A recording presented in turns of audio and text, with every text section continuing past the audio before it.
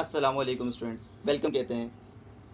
Okay, इस video में हम लोग ऑड वन आउट टेक्निक पे बात करने लगे हैं। देखिए, ऑड वन आउट का मतलब क्या है कि आपको 5 या 4 ऑप्शंस गिवन हैं और उसमें से आप ये देखते हैं ये इररेलेवेंट है, ये यहाँ पर सही नहीं हो सकते। इनका इस एमसीक्यू से ताल्लुक आपको कम नज़र आ रहा है, आपको लग रहा है इसका ताल्लुक नहीं है, तो फिर वहाँ पर आप क्या करते हैं, उनको बाहर कर देते हैं।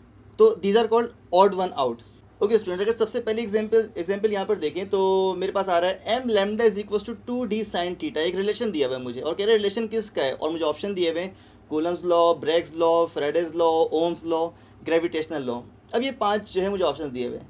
अब सपोज करें आपको फर्स्ट ईयर की बात है, बहुत पुरानी बात है, आपको नहीं याद आ रहा है कि ये कौन सा लॉ था, तो आपको कुछ और बातें यहाँ पर पहले से पता हैं। लाइक आपने ग्रेविटेशनल लॉ मैट्रिक के अंदर भी पढ़ा था, ग्रेविटेशनल लॉ फर्स्ट ईयर के अंदर पढ़ा, तो आपको पक्का याद होता है कि हाँ ये यूनिवर्सल लॉ ऑफ ग्रेविटेशन है न्यूटन का, जिसमें आप वो दो मासेस डिस्टेंस पे रखे हुए और दूसरे को अट्रैक्ट कर रहे होते हैं, अट्रैक्टिव फोर्स की हम लोग बात करते हैं। तो ग्रेविटेशनल लॉ के बारे में हमारे पास इंफॉर्मेशन है कि ग्रेविटेशनल लॉ तो ये नहीं हो सकता। ग्रेविटेशनल लॉ हम लोग को याद है F=G m1m2/r², इसको हमने बाहर कर दिया। सेकंड, ओम्स लॉ तो बचपन से पढ़ते हैं, V=IR, तो वो भी नहीं हो सकता। ओके, कूलम्स लॉ आपने पढ़ा था F=K(Q1Q2/r²। ये आपका चार्ज वाला लॉ था कि दो चार्जेस एक डिस्टेंस में बैठे हुए, जो ग्रेविटेशनल लॉ से जो है वो मैच करता था, तो ये भी नहीं हो सकता। अब आखिर में दो बचे, ब्रैग्स लॉ और फ्रेडेज लॉ। अब यहाँ से कम आपको इतना हो गया कि 3 ऑप्शंस को आपने निकाल दिया और सिर्फ 2 ऑप्शंस रह गए जिसमें से कोई एक ऑप्शन करेक्ट हो सकता है। तो ये वो अप्रोच है ऑड वन आउट टेक्निक। अब आते हैं, अब थोड़ी सी आपकी प्रिपरेशन काम करेगी। अब सपोज करें आपको ब्रैग्स लॉ के बारे में कोई इन्फॉर्मेशन नहीं है, आपको कोई आइडिया नहीं है ब्रैग्स लॉ क्या है, सपोज करते हैं, बट आपको ये कंफर्म पता है कि फ्राइडेज लॉ इलेक्ट्रोमैग्नेटिक इंडक्शन के हवाले से था। प्रिपरेशन की बात आ गई ना। अगर आपकी एक टॉपिक के हवाले से प्रिपरेशन नहीं है बट दूसरे के हवाले से है, तो इसका मतलब है कि आप दूसरे वाले की हेल्प से सही आंसर जो है वो सजेस्ट कर सकते हैं। तो अगर सपोज करें आपको ब्रैग्स लॉ का बिल्कुल आइडिया नहीं है, आपको फ्रेडेज लॉ पता है वो इलेक्ट्रोमैग्नेटिक इंडक्शन के हवाले से था, तो आप कहेंगे इलेक्ट्रोमैग्नेटिक इंडक्शन का लॉ तो ऊपर लिखा हुआ नहीं है भाई, ले दे के आखिर में बचता है ब्रैग्स लॉ, तो जाहिर बात है ये ब्रैग्स लॉ ही होगा। तो इस तरह से हम लोग सही आंसर तक पहुँच सकते हैं। और सपोज करें ये फ्राइडेज लॉ का सवाल होता तो ब्रैग्स लॉ के बारे में इंफॉर्मेशन भी चाहिए थी। तो कहीं ना कहीं आपकी प्रिपरेशन का रोल बहुत ज़्यादा इंपॉर्टेंट है यहाँ पर। जितनी अच्छी प्रिपरेशन होगी उतना आसान होगा आपको सही आंसर तक अप्रोच करना। तो आई होप ये वाली बात क्लियर होगी। तो नेक्स्ट एग्जांपल की तरफ बढ़ते हैं। A virtual image larger than object can be produce by. Okay, पहली बात तो वर्चुअल इमेज की बात कर रहे हैं, और वर्चुअल इमेज आपको याद होगा कि एक पढ़ते थे हम लोग फर्स्ट ईयर के अंदर, कॉन्वेक्स लेंस और एक concave lens. Concave lens virtual image बनाता था, इतनी बात हम लोगों को लेट से याद है, और कॉन्वेक्स जो है रियल इमेज बनाता था। अब देखते हैं कि अच्छा, ऑड वन आउट का मतलब ये नहीं कि आप सारे ऑप्शन जो है गलत ऑप्शन उसमें से आउट कर देंगे, नहीं ऐसा नहीं है। आप करीब करीब कुछ ऑप्शंस को जो है वो लेट से 4 में से 2 ऑप्शन को या 5 में से 3 ऑप्शंस को आप आउट कर देंगे, उसमें से कुछ ऑप्शन आपके पास रह जाएंगे जो आपको सही आंसर तक पहुंचने के लिए हेल्प करेंगे। तो अगेन ये ऐसी कोई शॉर्टकट्स नहीं है कि प्रिपरेशन के बगैर सब कुछ हो जाएगा, नहीं, आपकी प्रिपरेशन रोल प्ले करती है। ओके, अब यहाँ पर देखें D, plane mirror. Plane mirror के बारे में सबको पता है कि जब भी हम प्लेन मिरर के सामने खड़े होते हैं कि हमारा साइज़ और उनका साइज़ जो है वो सेम आ रहा होता है। ओके, तो प्लेन मिरर क्या करता है, सेम साइज़ का इमेज बनाता है। तो वर्चुअल इमेज तो बनाता है बट सेम साइज़ का बनाता है, तो प्लेन मिरर तो हो नहीं सकता। ओके, बाकी और देखते हैं।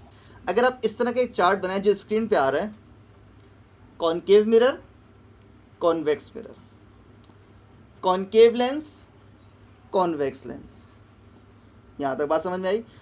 अब इसको क्रॉस करें, concave mirror, convex lens, concave lens, convex mirror. अब इस तरह क्रॉस किया, ये बात हमें याद दिला रही है कि इनकी प्रॉपर्टीज सेम है और इनकी प्रॉपर्टीज सेम है, सही है। अब कॉन्केव मिरर और कॉन्वेक्स लेंस एक प्रॉपर्टी के हो गए, और कॉन्केव लेंस और कॉन्वेक्स मिरर ये क्रॉस में देखें, इन दोनों की प्रॉपर्टीज सेम है और ये दोनों यहाँ पर आ रहे हैं। अब दोनों प्रॉपर्टीज सेम वाले वो तो यहाँ पर एग्जिस्ट कर नहीं सकते, जाहिर बात है 2 ऑप्शन तो करेक्ट हो नहीं सकते, एक ऑप्शन करेक्ट होगा। तो ये दोनों जो सेम प्रॉपर्टीज वाले कॉन्केव लेंस और कॉन्वेक्स मिरर, ये दोनों तो एक साथ यहाँ पर अगर आ गए तो इन दोनों में से अगर ठीक होता तो कोई एक आंसर ठीक होता, तो यहाँ पर दोनों तो एक साथ नहीं आ सकते। तो आखिर में कौन बचता है, आखिर में बचता है हमारे पास कॉन्केव मिरर। ये याद रखें कि सेम प्रॉपर्टीज़ वाले आंसर नहीं हो सकते। क्यों नहीं हो सकते, क्योंकि अगर सेम प्रॉपर्टीज़ वाले होंगे, अब अगर ए पे भी वही लिखा हुआ है और सी पे वही लिखा हुआ है तो दो आंसर तो करेक्ट नहीं हो सकते, तो लाजमी ये दोनों क्या हो जाएंगे, आउट हो जाएंगे। तो आखिर में जो भी बचता है वो आपका आंसर होगा। अच्छा, इसके आंसर की वजह क्या है, ये आपको ये बात पता है कि कॉन्वेक्स लेंस, जो आपने फर्स्ट ईयर में पढ़ा था लेंस के बारे में, कॉन्वेक्स लेंस मैग्नीफाइंग ग्लास की तरह काम करता है। और मैग्नीफाइंग ग्लास में क्या करता है कि वर्चुअल इमेज बनाते हैं जो अपने से कैसा होता है, बड़ा होता है। सही है। अब कॉन्वेक्स लेंस किसकी तरह काम करता है, कॉनकेव मिरर की तरह, तो वहाँ पर हमारे पास आंसर क्या हो जाएगा, कॉनकेव मिरर हो जाएगा। अब आप यहाँ पे कह सकते हैं कि काफ़ी डिटेल्ड हो गया और काफ़ी जो है आप डीप चले गए। देखिए, अगर आपकी प्रिपरेशन अच्छी है, आपको डायरेक्ट मैग्नीफाइंग ग्लास याद आता है तो आप सिंपल कर लेंगे। लेकिन जहाँ प्रिपरेशन में कमी रह जाएगी, प्रिपरेशन में प्रॉब्लम होगी, तो वहाँ आपको फिर इस तरह की जो है वो डिटेल में जाना पड़ेगा और इस तरह जो है प्रॉब्लम सॉल्व करने पड़ेंगे।